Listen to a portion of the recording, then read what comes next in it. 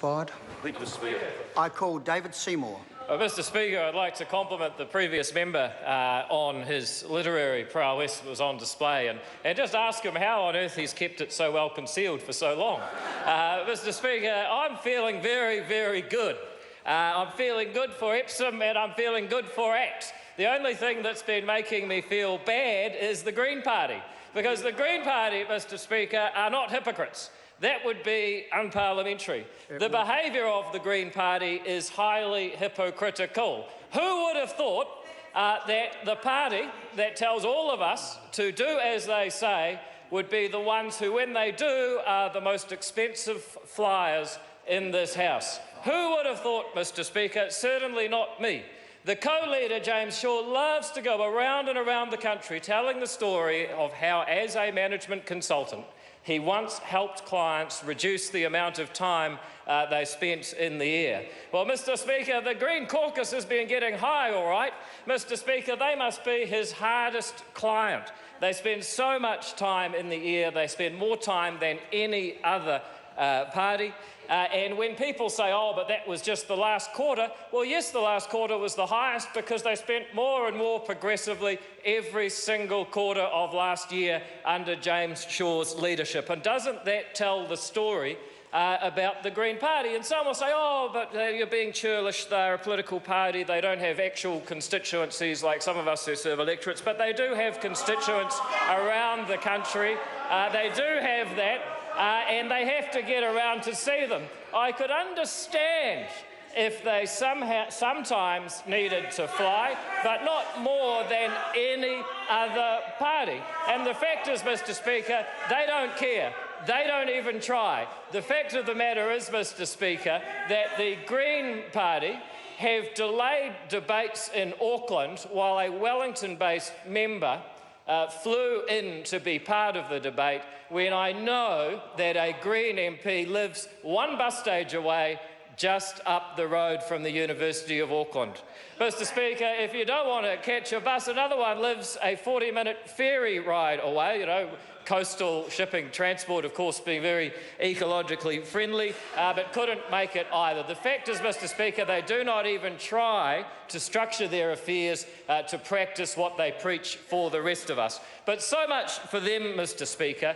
The truth is, if you look around the world, they've been out of sync with what is really good for environmental custodianship for a very long time. If you look at the Yale Environmental Performance Index that measure the environmental performance of different countries, if you look at the Fraser Institute's Economic Freedom of the World Index that measures the extent to which parties practice free market policies, they are correlated. Countries that practice free markets have better environmental records than countries that do not. Those are the facts. Counterintuitive and irritating to some members, but those are the facts. And there's nothing like the facts to trip up and confuse Fletcher Tabito, Mr. Speaker. Mr. Speaker, the free market premises of environmentalism I would describe as the 4 Ps. Mr. Speaker, accurate pricing is important. We heard from Gareth Hughes earlier, who wanted to pervert the price system in the electricity market that would have either led to a reduction in solar panel installation by homeowners because they would have discovered it didn't pay because the price had been set too low, or a reduction in the offerings of solar buyback services by retailers because the price had been set too high for them to buy it back. Only the Greens, through their economic illiteracy and misunderstanding of the importance of the price system as a method of resource allocation, could introduce a pro-solar policy that would discourage the uptake of solar.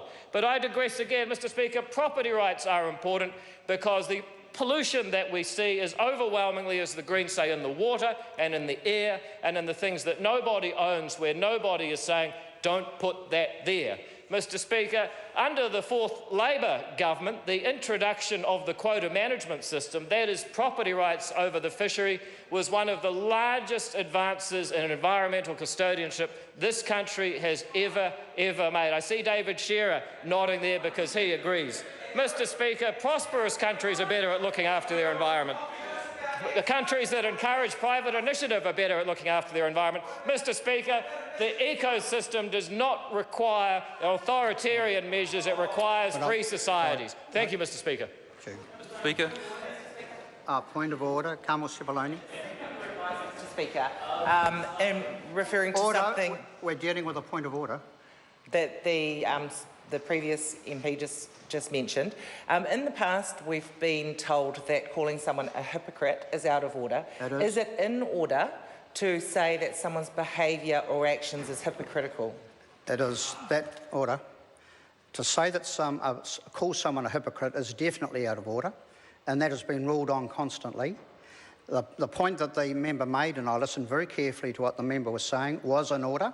Otherwise, I would have brought it to the attention of the House at that stage, or if some other member had thought that it was out of order and unparliamentary, they could have raised it at the time. But I ruled that that was in order, and that was the end of the matter.